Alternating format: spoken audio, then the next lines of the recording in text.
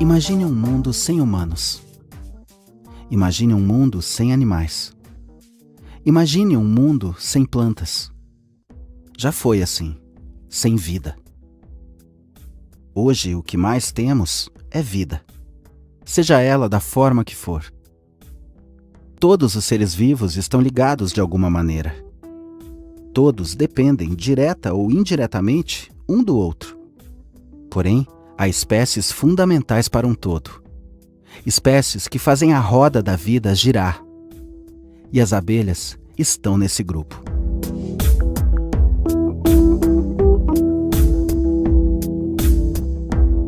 Você já deve ter ouvido falar da célebre frase de Albert Einstein: se as abelhas desaparecerem da face da Terra, a humanidade terá apenas mais 4 anos de existência. Sem abelhas, não há polinização, não há reprodução da flora. Sem flora, não há animais. Sem animais, não haverá raça humana. Pois é, essa frase dita por ele em meados de 1935 está cada vez mais latente nos dias de hoje. A degradação do meio ambiente vem interferindo de maneira drástica na população das abelhas e de outros animais. Sem floresta, não há polinização e, consequentemente, a quebra nos ciclos naturais da natureza. As abelhas representam cerca de 40% dos animais polinizadores do planeta, ou seja, a vida aqui depende delas.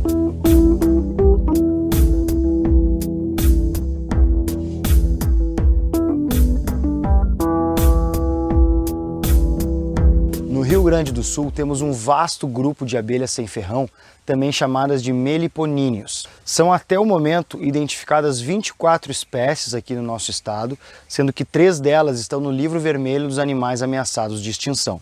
Aqui no nosso estado temos apenas uma abelha com ferrão, que é aquela abelha que veio da Europa, se misturou com abelhas africanas e chegou até aqui o Brasil, especificamente no nosso estado, e ela compete com as nossas abelhas nativas tanto por espaço quanto por alimento. Nossas abelhas aqui são extremamente adaptadas à nossa flora local. Aqui no nosso estado é muito tradicional um processo de adestramento das abelhas nativas, principalmente para a extração do mel. Então agora eu te convido a conhecer mais um pouco do mundo das abelhas, especificamente as abelhas nativas. Então bora lá? Vamos que vamos!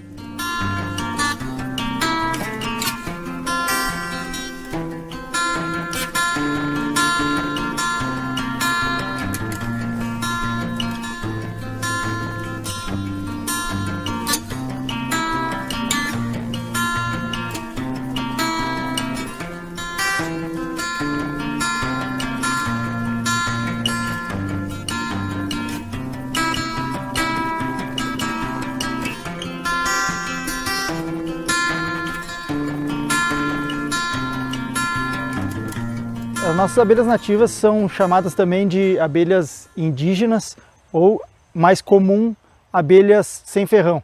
Muitas pessoas também chamam de mirins, só que as mirins são um grupo de abelhas que faz parte das nossas abelhas nativas, né?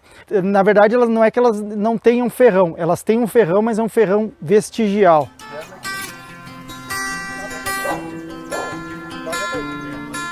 Como a maioria já deve ter ouvido falar, as abelhas nos últimos anos têm sofrido com mortandade.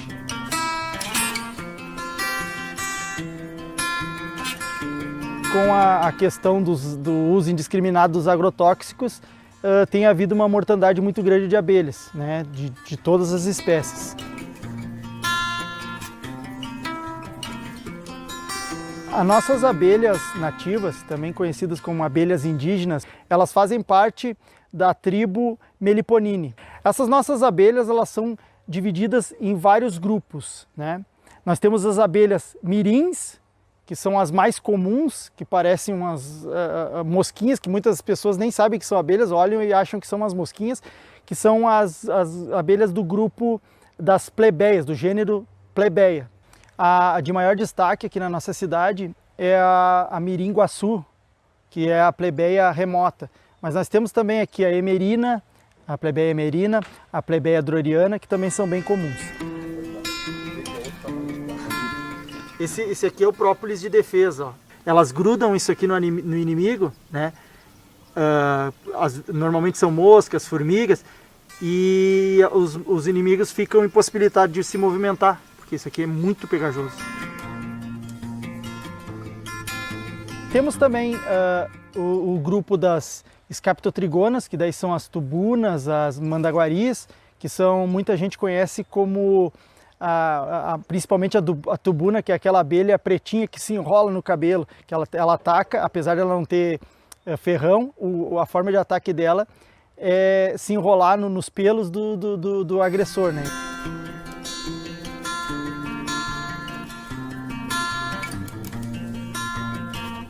Temos também o grupo das melíponas, que são as maiores produtoras de mel. Aqui em Canela nós temos registros oficiais somente a manduri e a guaraipo, mas no estado nós temos também a mandaçaia.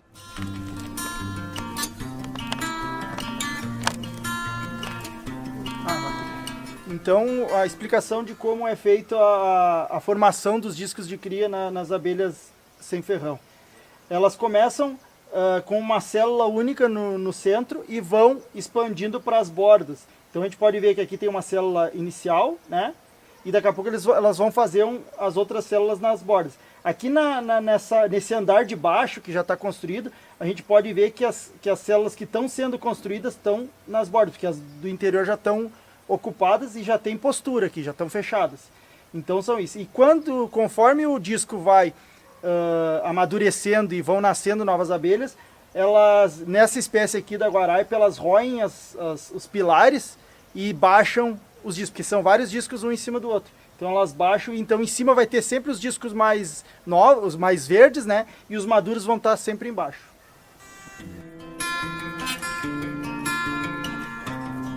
E temos também outra espécie de destaque também para a produção de mel, que é a jataí, que também muita gente chama de alemoazinha. Essa entrada dessa espécie, que é a jataí, também conhecida como a alemoazinha, ela é uma entrada bem característica. Eles fazem esse pito, né, de cera, e sempre ficam abelhas ao redor, assim. Essas abelhas que estão aqui ao redor são as de defesa, né? E também tem algumas que ficam voando próximo da entrada. Essas jataís, elas estão efetuando a vedação das frestas que tem na caixa.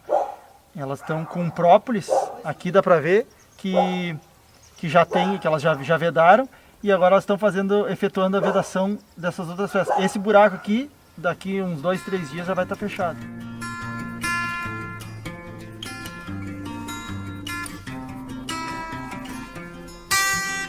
Então são esses grupos, as mirins, as Scaptotrigonas, que é a tubuna e a mandaguari, as jataís e as melíponas. 90% das abelhas nativas vão fazer ninho em partes ocas de árvores, em troncos podres, né? Temos também as espécies que fazem ninho no chão, como a guiriçu, que é a abelha que faz ninho na terra, né, no oco da terra, e tem também a irapuá, que faz um ninho externo. Ela faz uma cachopa com um material semelhante ao barro, né, e normalmente gostam de fazer no topo de pinheiros.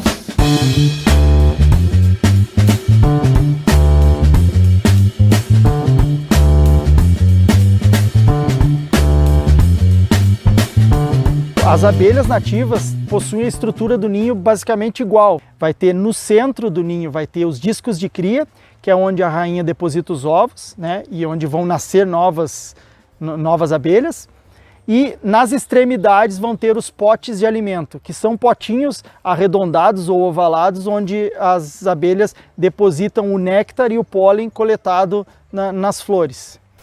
Aqui, esse é o pote de pólen. É um pote de pólen, é um pote de reserva de comida, que pode ser, aqui no caso é de pólen, mas ele pode também ser reserva de mel, né?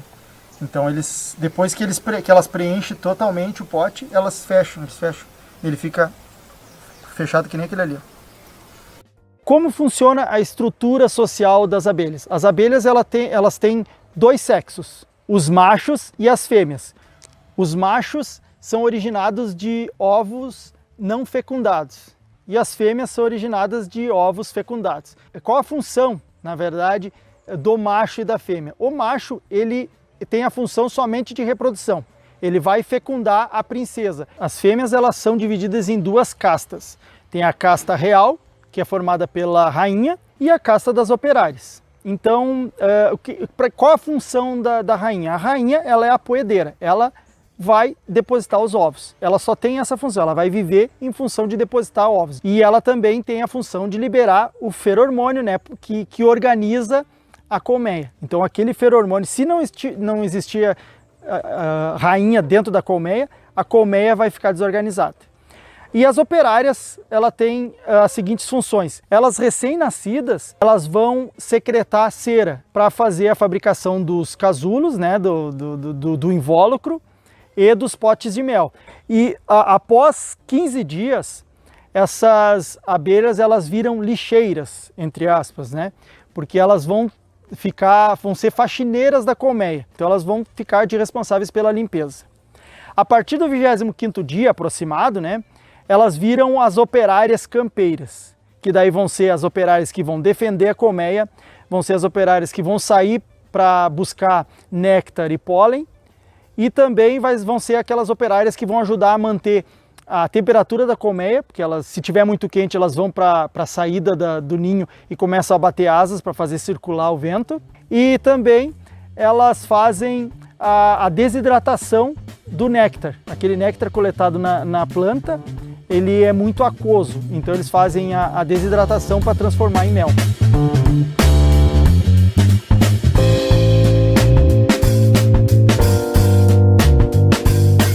Diferença de mel e própolis. O mel basicamente é o néctar coletado nas flores, né? Que ele é transformado em mel pelas abelhas.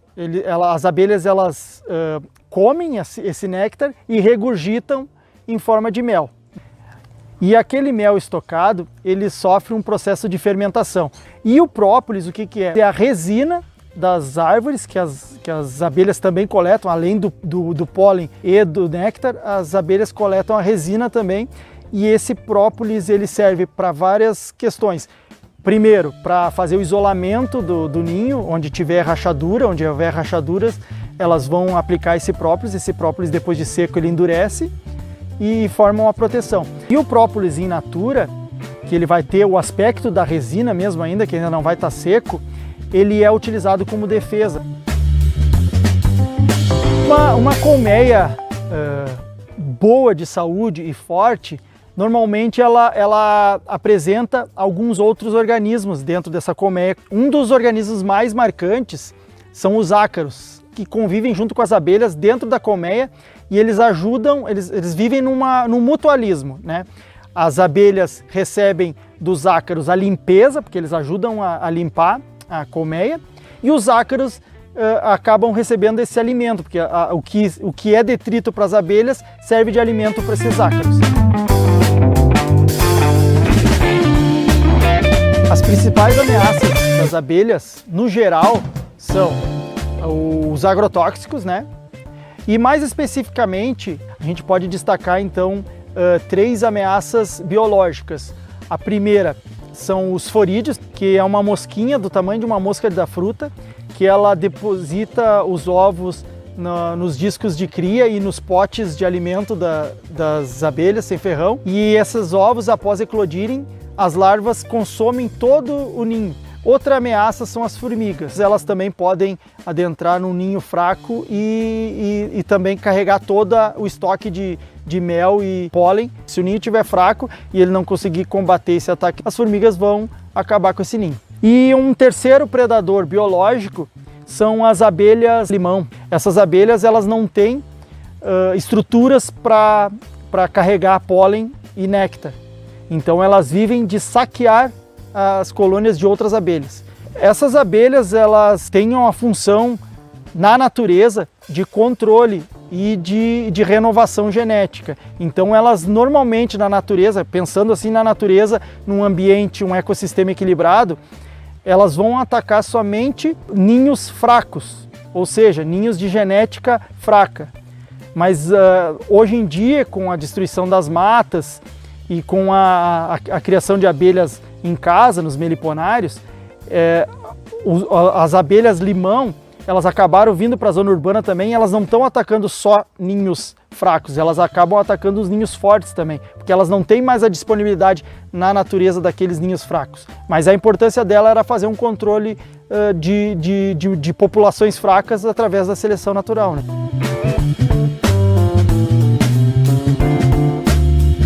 Outro fato que está fazendo com que diminua a reprodução delas é que elas não estão mais encontrando naturalmente locais para fixarem ninho, porque de tempo em tempo um enxame ele acaba ficando muito grande para o local que ele ocupa e ele forma uma enxameação. Essa enxameação tem uma princesa no enxame e ela é uma rainha não fecundada. Então ela, a partir do momento que ela está apta a fazer o voo nupcial, ela sai da colmeia junto com algumas operárias devotas a ela e daí ela encontra com algum macho, ocorre a fecundação e ela vai formar uma nova colônia, formando uma nova rainha. Só que daí ela precisa de um local para se fixar, porque a rainha, depois de fecundada, ela perde o poder de voar. As asas atrofiam e o abdômen ele incha. Então ela, depois que ela se fixar num local, ela não consegue mais migrar. Uma das causas de estarem desaparecendo, as novas enxameações, é o fato de que as florestas estão sendo derrubadas e aquelas árvores de grande porte, que ficariam ocas no decorrer do tempo, elas estão desaparecendo.